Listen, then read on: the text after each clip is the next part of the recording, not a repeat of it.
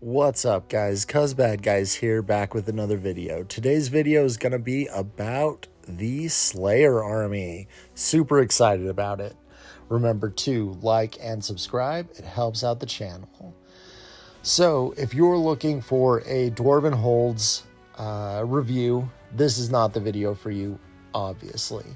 Because dwarves, the only thing I'm excited about that army is the Slayers. I am stoked that the Arcane Journal has come out and allows us to be able to run a Slayer army. It is so cool that GW has let us be able to do this. I was really worried that this wasn't actually going to be a thing, and they have delivered in this. So let's get into our favorite orange dyed Mohawk boys and get into all the slaying. So starting off, we are going to be starting off with the Royal Clan. This is going to be one of the army lists that's out of the Arcane Journal. It's going to be probably the best way to be able to run a Slayer army.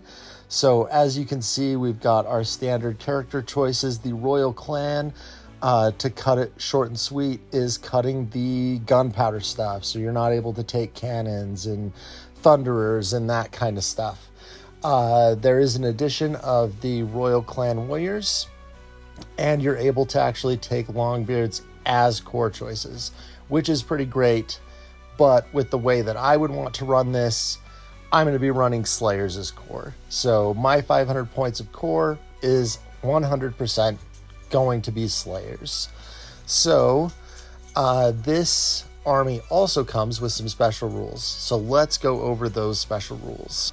Taking the Royal Clan, you get these 3 special rules. First is going to be Ancestral Fury, which is going to be if your unit makes a charge move of 3 inches or more or does any follow-up, you get +1 strength modifier. This just is across the board. Every single model in your army gets this. It's not going to come across very often because more often than not, dwarves are going to be getting charged because of their short movement. But them having a high static combat resolution and doing follow-ups by winning combat, them getting a +1 strength modifier, I think will actually be pretty big. Moving on, we've got Riches and Heirlooms. This is going to be +25 points for ruins for characters, which is huge. I actually think this is something that is a sleeper thing about this army. This is big. And I'm going to go over it in the different character choices on how this is big. In addition, standard ruins also get an additional 25 points, except for the Royal Clan Warriors, which already have the extra 25 points in their choice. I don't think this is as big, because if you could take the Master Rune of Grungi, I think it is, the one that gives the 5+ ward, if you could put that on a regular unit, it would matter, but unfortunately that rune says that it has to be a standard bearer. So this is not as impactful as the 25 points for characters, but still pretty good. And then Striking a Grudge. This is also a sleeper. So after deployment, but before the first turn, you get to nominate a single enemy character. If that character is killed, they're worth 75 points, and your whole army gets hatred against them. This is also really big, because 75 points is nothing to sneeze at for victory points. This 75 points is enough to change a loss into a draw, and a draw into a win, because a draw is going to be inside of 100 points, and if you kill that character and you're inside of 100 points, that 75 points more than likely than not is going to bump you into a win, and that is huge. It's also very big because there's some special rules that dwarves just got from this that is point denial. So that means on top of getting 75 extra points, you also have things that are point denial, and we'll go over those shortly. Moving on. Starting off with choices, we've got the man, the myth, the legend, Ungrim Iron Fist, the Slayer King. This guy is going to be the thing that is going to enable the ability to take Slayers as core. This is awesome. So this guy, he is taken in place of being a Dwarven Lord. So any army that is a Dwarven Mountain Hold that you can take a Lord in, you can take him in place of a Lord. Going over his stats, he's got movement 3, weapon skill 9, amazing. Ballistic skill 4, doesn't matter. Strength 4, which is standard. Toughness 6, which is amazing. 3 wounds, standard for being a Lord. Initiative 5, which is great. 4 attacks, which I feel is the only disappointing thing about his entire stat line, is just the 4 attacks. I would have wanted to see 5 for the amount of points that he's worth. Leadership 10, which doesn't matter because he's unbreakable. And then he's 315 points, which is a lot of points for this guy because you only get 4 attacks. He comes with a bookload of special rules, though. He has Death Blow, Gromriel Armor, Hatred Orcs and Goblins, Immune to Psychology, King of the Slayer Hold, Magic Resistance 2, Rally Cry, Resolute, Slayer, and Unbreakable, which is amazing. He comes with a hand weapon, the Axe of Drago, the Slayer Crown, and light armor. So let's go over his special rules. So first off, King of the Slayer Hold. This makes it so he can join a Hammerer unit, even though he has Unbreakable, and he can join a Slayer unit, even though he doesn't have Loner. So you also have to take note that these are the only 2 units that he can actually join. He can only join a Hammerer unit, and he can only join a Slayer unit because he has Unbreakable. That's the reason why. So he can't go in a Longbeard unit or a Quarreler unit or any other Dwarven unit. He can stand on his own, or he can be in a Hammerer unit, or he can be in a Slayer unit. Something awesome. As soon as he joins a Hammerer unit, they gain Unbreakable and Immune to Psychology, which is amazing because trying to kill this guy is going to be super tough because he is Toughness 6 with 3 wounds. And let's go into his armor. So his armor, he's got the Slayer Crown, which is going to be +2 to his armor. So his light armor goes to a 4+, and it gives him a 5+ ward save. This isn't nothing to write home about. He doesn't have a 2-up armor save, but this is incredibly tough because he's Toughness 6. So on top of him being Toughness 6, he still has a 4-up armor and a 5-up ward. You have to take into account for taking something like the Anvil of Doom, because you're going to take an Anvil of Doom with a Dwarven army. You have to be able to handle magic and being able to dispel stuff. And the Anvil of Doom comes with the striking the ruins of re-rolling armor saves, and if you get it high enough, +1 to armor saves. So that means this guy can go to a 3-up re-rolling armor saves. And you're going to want to be targeting the unit of hammers that you put him in if you take the unit of hammers. Then we've got the Axe of Drago. The Axe of Drago, this was one of the entries that was in the latest errata, because some of the entries that have been printed, the book says that it's Strength 2, AP 3 with magical attacks and Monster Slayer. Monster Slayer is amazing. Super cool that dwarves actually have that now. But the errata does say that instead of it being Strength 2, it's actually Strength of the guy +2. So he's actually Strength 6 with his attacks. He is a Slayer, so that means he's still going to be wounding things like the Great Unclean One and the Steam Tank, Toughness 7 stuff. He's still going to be wounding those things on 4s because he's still a Slayer. But he's Strength 6, so against almost anything that isn't a big monster, he's going to be wounding on 2s anyway because he's Strength 6. Oh, something that I glossed over with the King of the Slayer Holds. This is, he can take Demon Slayers and Dragon Slayers as characters, in a Royal Clan army. 1 to 0 Slayer units can be taken as core per 1,000 points, and then 0 to 4 Doomseekers can be taken as special choices per 1,000 points. So, at a 2,000 point army, you can take 2 units of Slayers for core, which taking 2 units of Slayers easily going to hit your 500 points, and you're not spending that tax on things like Longbeards or something like that you wouldn't want to be taking because you're taking a Slayer army. They're also unbreakable. They have the Slayer rule. Absolutely love this, that you can take a themed army, and this Dwarven army I think will actually be really, really good. The Doomseekers, I don't know why they did 0 to 4, because tournament play is no more than 3 copies of anything. They've come out and said this already. I get that they're trying to be themey and stuff, but my experience is tournament play drives normal play. Like, unless you schedule a game with one of your buddies and you're taking a themey list, more often than not, nobody's going to care what you even take. So adhering to an army list isn't going to matter.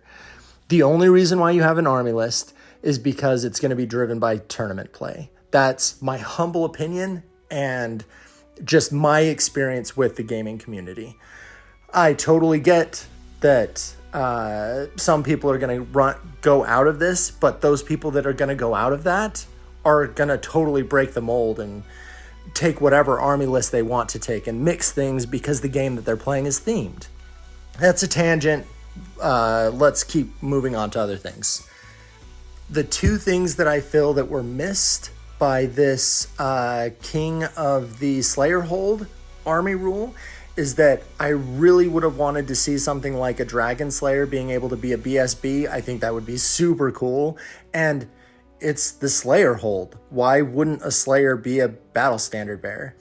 The second thing is that they missed their Goblin Hewer. The Goblin Hewer is not a choice in this. So that means the Slayer Hold can't actually take the Goblin Hewer, which is nuts.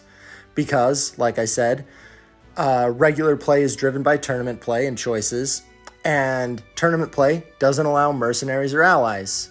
And you can take the Hewer as a mercenary, but tournament play doesn't allow that. So, weird. I don't know why GW failed on these 2 things. But again, tangent. Let's move on. One of the coolest entries in this list is going to be the Doomseeker. These guys are amazing. Movement 3, weapon skill 5, no ballistic skill, strength 5, toughness 4, 2 wounds, initiative 3, 2d3 attacks, so random attacks, leadership 10 because they're slayers, 50 points apiece. These are heavy infantry, and they are characters. So in a Slayer army, you can take these as special choices with Ungrim, and they are characters. So that means they get dropped in the character choice slot, so they are the last thing to deploy in your army because they're characters. They're also characters. So that means they can join Slayer units. So they are not units unto themselves, they are characters. So they can get character protection for being within 3 inches of a unit, and they can join the front unit of a rank, or they can join the front rank in a unit, and they're 2d3 attacks. They can also purchase up to 50 points of runic weapons. Why is this amazing? Because you take them in a royal clan. They are a character, so that 50 points turns into 75 points. So you can really max out the pain that these guys can actually push out. You can put always strikes first on them. You can put +3 or +4 attacks onto them because of the tattoo runes. You can give them no armor saves against them. These guys are amazing. They come with a ton of special rules, just like any of the Slayers. They come with Deathblow, Doomseeker, First to the Fray, Gromriel Weapons, which is AP1, Hatred Orcs and Goblins, Immune to Psychology, They have impact hits, D3 plus 1, which is amazing. So that whenever they charge, are they going to charge? I don't know. Being able to get charges off with movement 3 or a wink movement 4 because of the cart item or a unit that we're going to talk about in a little bit. Sometimes you're going to get charges off. Initial charges, probably not. Loner, so just like Slayers. Magic resistance 2. Random attacks, which is the 2d3 attacks. Resolute, Unbreakable, Vanguard. So if they're on their own, they get to move 3 inches forward at the beginning of the game, or a 3-inch move in any direction, moving towards scouts or something like that. And then Whirlwind of Death. So Doomseeker. This is an amazing rule. At the end of the battle, if this guy is dead, he's worth 0 victory points. If he's alive, he's worth 100 victory points. So this guy wants to die. He wants to run out, kill stuff, get killed in return. So that means spending points on him with runic weapons and making him more killy. You actually kind of want to do that because if he dies, your opponent gets no victory points for him. Taking that in a royal army or the royal clan, you get the 75 extra points for killing the character that you picked at the beginning of the game, and your whole army gets hatred against that guy, which gives hatred to this guy. Amazing. Doomseekers, so cool. First of the Fray. This is them being able to charge a little bit further. So they get a maximum charge distance of plus 3 inches. So instead of being stuck at declaring 9, they can actually declare 12. Or with the cart, it's 13. And they get an extra D3 to their max charge, or when they do a charge roll. Whirlwind of Death. This is impact hits are resolved at their whirling blades profile, which is a hand weapon, which has Gromriel weapon. So it is strength 5, AP 1. So their impact hits have AP. And then it is a Slayer rule, so they always wound on a 4+ at minimum, which is amazing. These guys, super cool. Not worth victory points, can take 75 points worth of stuff. So great. While we are on the choices of characters, we have to bring up Slayers of Legends. This is going to be in the regular book. This is going to be the Demons and Dragon Slayers. Really good entries.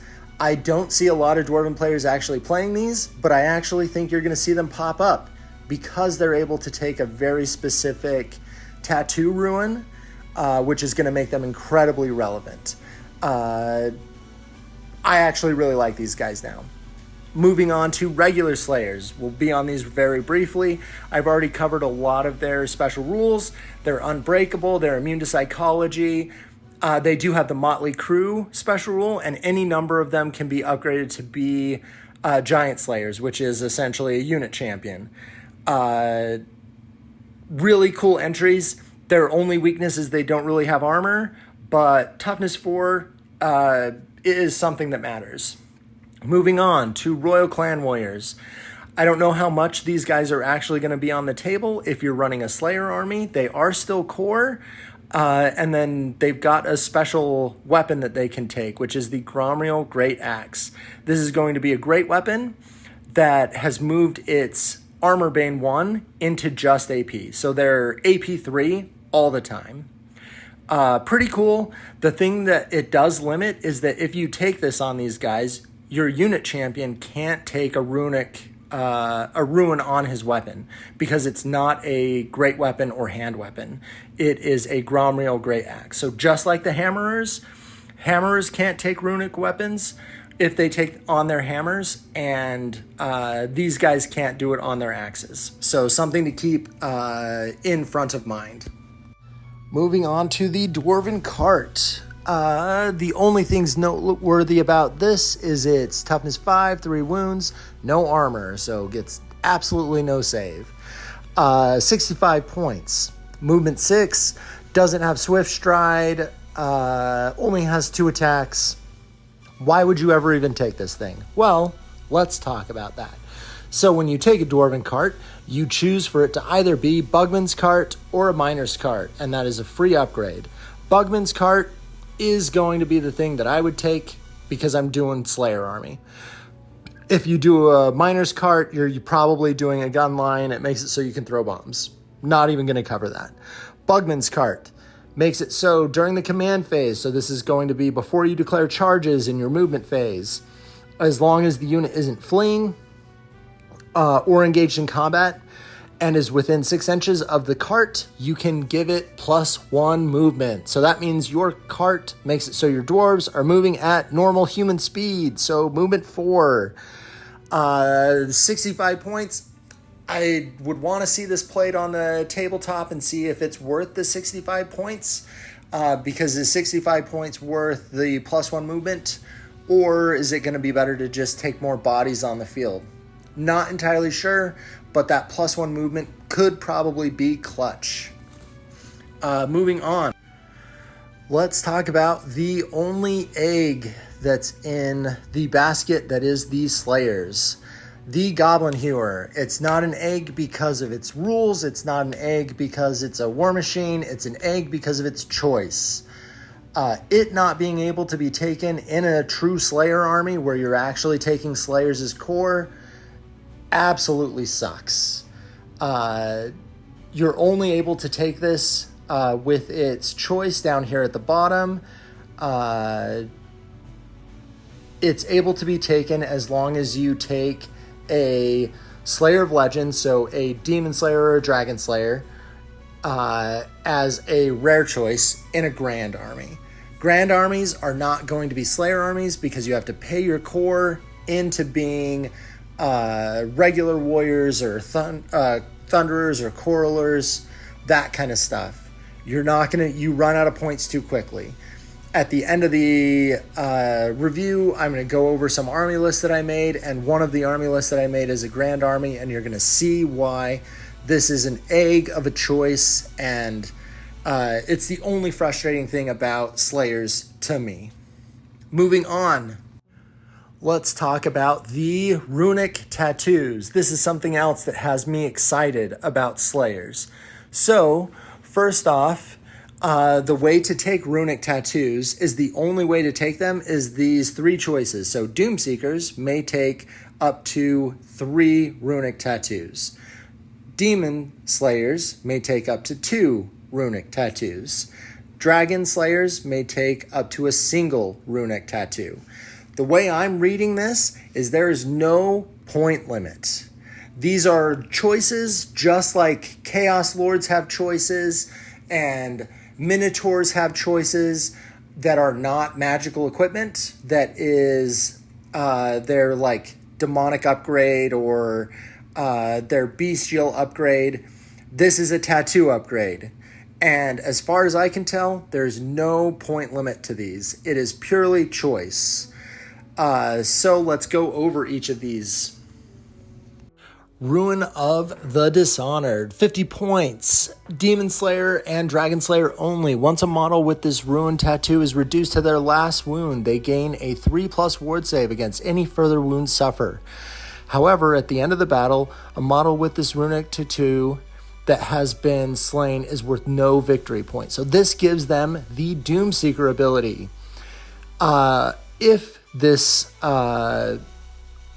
If it is still alive, the enemy player wins a bonus victory points equal to 100% of its points. So gives them the Doomseeker ability and gives them a 3+ ward on their last wound. 3+ ward is pretty big. Like, sure, 2/3 of the time you're going to save, and there's always that chance that you're just going to lose that last wound, but can make a guy extremely tanky. So you give this to a Demon Slayer, suddenly that guy, if he dies, worth no victory points. So that means your opponent went through the trouble of killing a Demon Slayer, which the Demon Slayer wants to get to combat. And it's one of the only ways to kill a Demon Slayer is to go get him, kill him. worth no victory points if he's killed. And before he's killed, he has a 3+ ward. Amazing upgrade. Something that I think that you might see a lot. Almost because it's a denial piece, right?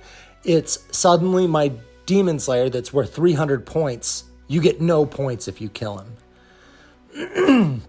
Moving on, Rune of Endless Battle, 40 points. During a combat phase in a turn in which this model with this Renuic tattoo charged, every attack it makes that caused an unsaved wound allows it to immediately make one additional attack. First off, that's going to be hard to do. Getting a dwarf to charge, tough. It may happen once in every 3 games. You're going to get this guy to be able to actually charge. Is it worth 40 points? Probably not. Rune of the Reckless, 35 points. A model with this runic tattoo gains the Frenzy special rule and during the combat phase has a +1 modifier to their rolls to hit. However, enemy models that target this model during the combat phase also have a +1 modifier to their hit rolls. This is pretty cool. Gives you +1 attack, gives you +1 to hit. Putting this onto something like a Doomseeker makes it so they go to D3 +1 attack because of the Frenzy, and then their weapon skill 5. So against anything that they're hitting on 3s, they're actually hitting on 2s. But to hit them back, they're going to be getting hit easier. So it's like a give and take. Not sure how often you're actually going to see this. Pretty cool. But like I said, not see how useful is this actually going to be? Not entirely sure. Next Rune of the Hateful, 30 points. Gives them blanket hatred. Love it. This is a great rule. Getting rerolls to hit is huge. Something that I would normally take. I would totally put this on a Slayer or a Doomseeker. Absolutely. Next rune is going to be the Rune of Grit, 25 points. A model with this runic tattoo has a +1 modifier to its toughness characteristic. This is going to be amazing for something like a Demon Slayer or Dragon Slayer because it takes them from toughness 5 to toughness 6. So this is going to make a hero level character into the same toughness as Iron Fist, Ungrim Iron Fist, because he's T6. This is going to be something that's going to make it so your Slayers are harder to kill. So I think putting something like the Rune of the Dishonored, getting that 3+ ward save, and doing the Rune of Grit on a Demon Slayer, pretty big, because it's going to make that Demon Slayer pretty hard to kill, because he gets a 3+ ward and is T6. Moving on, Rune of the Dauntless. A model with this runic tattoo must always issue and accept challenges if possible. During a challenge, this model may re-roll any failed rolls to hit. 15 points. Re-rolls, worth it, but is this going to cause your opponent to duck challenges from this model? More than likely. So would you want to pay 15 points when you could pay 30 points for Hatred, which is just going to give you rerolls in the first round of combat? I think Hatred is just going to be better. Moving on to the next rune. This is probably my favorite one because it's just blanket +1 attack for 15 points. This is totally worth it. 15 points for another dice. Sign me up. Moving on, Warrior Ruin, 10 points. This is a +1 weapon skill. Okay, not super bad, but probably not something that you're going to take unless you're really trying to get over the hump of a weapon skill cap. So if you're worried about running into Chaos Lords or Bretonnian Lords at weapon skill 7, you want to run weapon skill 8, putting it onto a Demon Slayer, you could do that because it means you're hitting them on 3s instead of hitting them on 4s. But if you're taking Hatred, you're re-rolling. It's all about those dice rolls, right? And you have to figure out what is going to be best for your list. Moving on to the last rune. This is the Rune of Blazing Fury, 5 points, flaming attacks. Can be worth it. There are some pesky armies out there right now that have really good regen saves. Things like the Troll Horde in being able to reroll wards or reroll regen saves. And then things like vampire counts that have the banner of +1 to their regens. So they have a big unit of Graveguard usually that has a 5+ regen save. This is going to just take that regen save away by having those flaming attacks, as long as the target is flammable. Obviously, they've got to be flammable. 5 points, worth it, maybe. All depends on what your local meta is, that kind of stuff.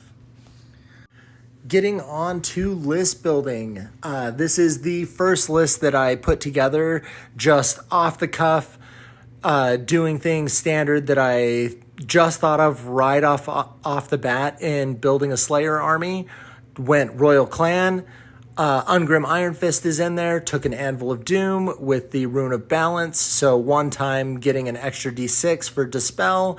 Has the Rune of Preservation, so won't get gunned down by cannonballs incredibly easy.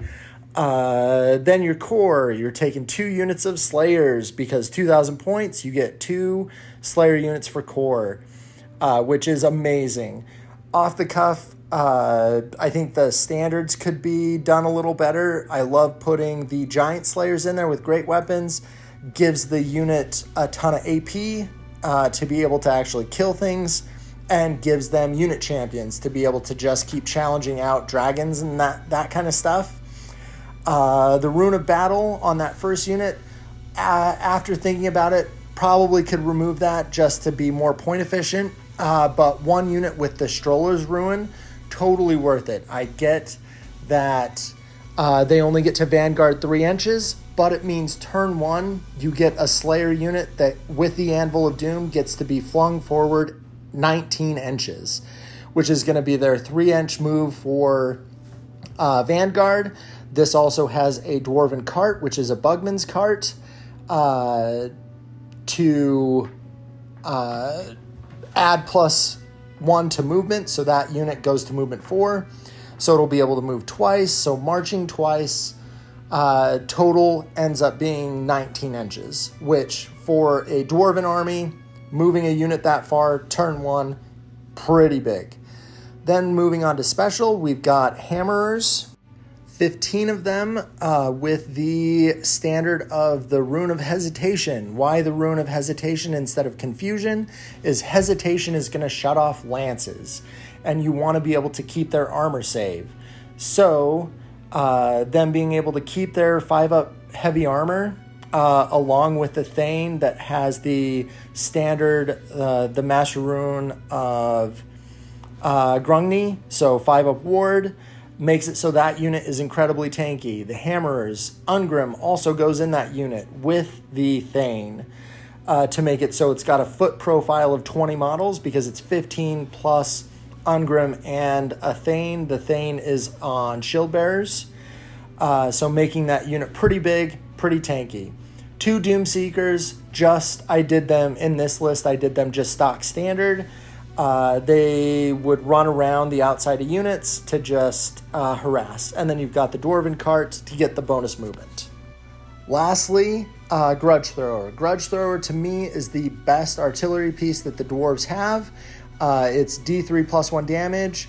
It also can smash into infantry blocks and actually do damage. It doesn't need line of sight to shoot and is just overall highest point efficiency and pretty good.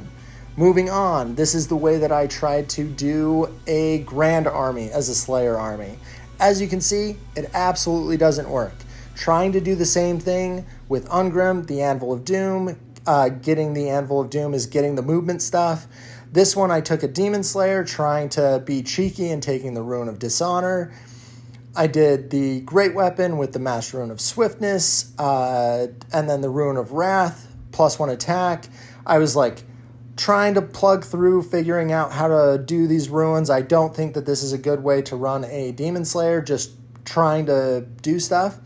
As you can see, core with the Grand Army had to do the tax stuff, so did the Long Bears with the Rangers, normal Grand Army stuff. Then tried to spend my points as efficiently as possible with some hammers, some slayers, grudge thrower trying to make it so keeping my opponents honest in movement, making them have to move towards me, not just requiring the Anvil of Doom to shoot out a spell. And then rare with the Dwarven cart and being able to get more movement. This is not a way to run a Slayer army. It's not point efficient. You're not taking Slayers. You don't have enough points to be able to take a Goblin Hewer or even 2 Goblin Hewers unless that's the thing that you want to try to do, and then it's the only thing you can do. Grand Army, not the way to run a Slayer's army. And that brings me to my third list that I made. This is a list that I made after sitting down, looking through points, actually dissecting ruins, not just being crazy about them and trying to figure out what is just going to be fun and trying to do things that's point efficient, that's really running off of the Doomseeker ability of denying points if they die, and really trying to kill stuff. The way that I think that this list could be more efficient is by dropping one of the 2 grudge throwers, because I took 2 grudge throwers to really focus down things like dragons and stuff and make it so dragons actually have to get in and charge, or else they're just going to keep catching rocks. Taking 2 big units of Slayers, Ungrim, Anvil of Doom, which is the standard way that I would take it. Is it the best way for an Anvil of Doom to be loaded out? I'm not entirely sure. I'm not incredibly versed in dwarves. I've faced against them a couple times, but I've never actually played a Dwarven army. But this is the way I would probably run an Anvil of Doom. Then Demon Slayer, super killy Demon Slayer. I don't know if the additional hand weapon can make it so you can take ruins or not. If not, this list drops by 3 points, so it goes to 1995. You take the Master Rune of Ulrich the Mad, which is no armor saves. 2 Runes of Fury, which is 2 extra attacks. The Rune of Dishonored and the Rune of Grit. So you get the no points if I die, toughness 6, 3 up ward save on my last wound, plus 3 attacks right now with the additional attack. So he's 7 attacks with no armor save. This guy is a monster and is going to slay the crap out of monsters because he has Demon Slayer. He does D3 wounds apiece. Really, really killy character model. Then for core, we've got 2 big units of Slayers, each with 5 Giant Slayers. Each of the Giant Slayers have a great weapon. One of the units has the Stroller's Ruin, so Vanguard. The other one has the Rune of Confusion, so no initiative if you charge me. These are very specific units that have very specific models go into them. Then we've got the first of 2 Doomseekers. The first Doomseeker has the Master Rune of Swiftness, so always strikes first at initiative 10 with 2 Runes of Fury, the Rune of Hate, of the Hateful, which is Hatred, the Rune of Wrath, which is plus another attack, and the Rune of Blazing Fury, so fire attacks. The fire attacks could probably be removed if you lose that additional hand weapon. The Rune of Blazing Fury could actually be turned into +1 weapon skill. The Warrior's Rune, so he goes to weapon skill 6. At initiative 10, D3 plus 3 attacks, AP1 because of Gromriel weapons, reroll for the first round of combat, and he's always strikes first. D3 plus 3 attacks. This guy is a monster. You put him in the Stroller's unit. So the unit that gets flung 19 inches up the board, turn 1. He also goes in with the Demon Slayer because the Demon Slayer is super tough and has that 3-up ward on the last wound. And this unit is just get stuck in as quickly as possible and kill stuff, and you don't care if this unit dies. The second Doomseeker is 3 runes of speed, so he goes from initiative 3 to initiative 6, and the rune of hateful, so hatred. So initiative 6, this guy goes in the rune of confusion unit. So anybody that charges him, they don't get an initiative bonus. And he's initiative 6. So more than likely is going to be going before anybody else. With rerolls to hit, with 2d6 attacks, is going to chop down a couple guys in that front rank. This army, just like the previous ones, or the previous one, has 2 grudge throwers. You could be more efficient by only taking 1, but the 2 makes it so dragons are kept honest. They don't try to line up a really good charge and like try to get into a flank or go after the war machines. They try to get stuck in as quickly as possible, or else they keep catching rocks. Then you've got the Dwarven cart for the +1 move. Is the +1 move actually needed with the Anvil of Doom? I'm not incredibly sure. You could cut the 65 points out, take another unit, or put those units into more Slayers to make it so your 2 units of Slayers are even bigger. Not entirely sure about the balance to that. Let me know what your guys' thoughts are about this. Are you guys as excited about a Slayer army as I am? I'm actually thinking about making a Slayer army and running my dwarves as just Slayers. I've already picked up a couple dwarf units because I wanted to do mercenaries for my Empire army and have them be just Slayers. Outside of doing just a fluffy list, I don't think I'll ever be able to do that because Slayers can't be core unless you take Ungrim, and to take Ungrim, he's 315 points, and to do a allied detachment with an Empire army, you're talking about like a 6,000 point army. Will I ever do that? Maybe. Is it something that's feasible in match play with the way that I play it and the way the community plays it? Probably not. But this Slayer army, super cool. Really excited that they've come out with Slayers being able to be core. It's incredibly exciting.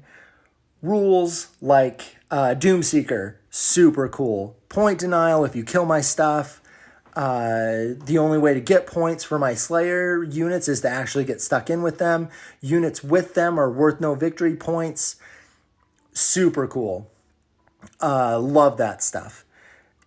And then on top of that, getting the extra 75 points, being able to change a loss maybe into a draw, or a draw into a win. Super cool. Is that going to make dwarves more competitive? Absolutely, because you've got denial pieces and then you've got that extra 75 points, which is big. What are your guys' thoughts? Let me know down in the comments below. Are you planning on doing Slayers? And remember, 'cause bad guys.